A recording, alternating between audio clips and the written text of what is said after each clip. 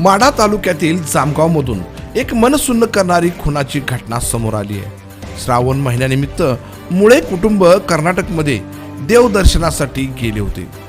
देवदर्शन करून देवाला सुख शांती आणि समृद्धीची प्रार्थना करून घरी परतले।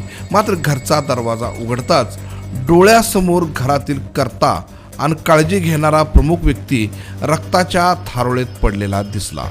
माढा तालुक्यातील जामगावमध्ये मुळे कुटुंबातील सर्वजण श्रावणी सोमवार निमित्त देवदर्शनासाठी गेले होते।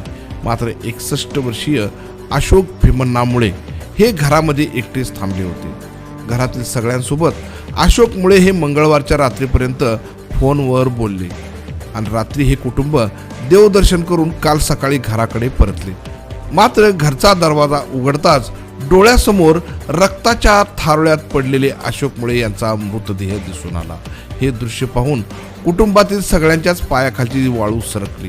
काही क्षण काय करावे हे कुणाला समजले नाही।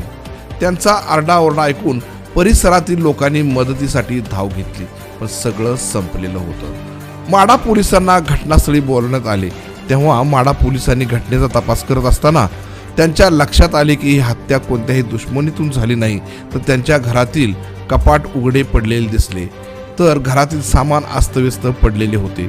कपाटातील सुमारे 2.5 लाख रुपये आणि सोन्याचे दागिने चोरीला गेले होते। त्यामुळे ही हत्या मंगळवारच्या मध्यरात्रीच्या सुमारास अज्ञात चोरट्यांनी केल्याचं निश्चित झालं।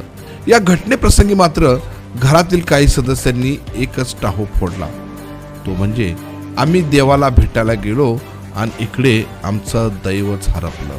हे शब्द ऐकून प्रत्येकाच्या अंगावर शहारा येत होता। या घटनेनंतर माढा पोलिसांनी जलद गतीने तपास करण्यासाठी अनेक पथके रवाना केली आहेत।